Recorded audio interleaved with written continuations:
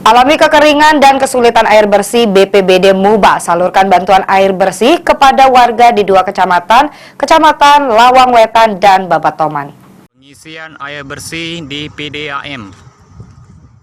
Musim kemarau kering terjadi di Musi Banyuasin pada bulan Agustus 2023, membuat dua kecamatan di Musi Banyuasin mengalami kekeringan dan kesulitan air bersih.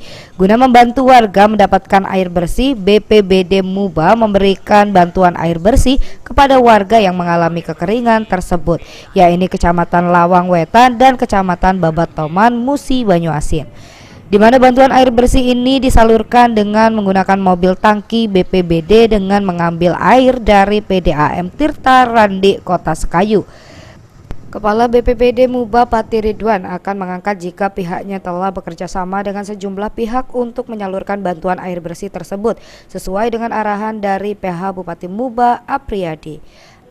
Agar kesediaan air bersih tetap ada, pihaknya juga menyiapkan sejumlah tempat penampungan air bersih di sejumlah desa yang membutuhkan.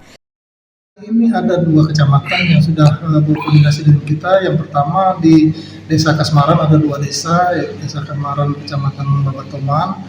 Sudah kita bantu kemarin, sudah kita kirim 3 hari berturut-turut dengan tangki suplai air kita, dan juga kita tempatkan 2 tepon sebanyak 2 unit yang kapasitas 2.500. Alhamdulillah kita dibantu oleh Balai Perkim Provinsi, dibantu 5. Nah, kemarin juga sudah kita bantu, juga ada permintaan dari Lawang Wetan. Jadi Lawang Wetan juga ada 2 desa yang terlanda kekeringan. Kami juga sudah koordinasi dengan PDAM untuk suplai air bersih. Alhamdulillah PDAM mensupport kita. Dan juga apabila kekurangan kendaraan suplai dari damkar UPP juga siap mensupport kita. Jadi kita sama-sama. Ruzi Iskandar, PAL TV.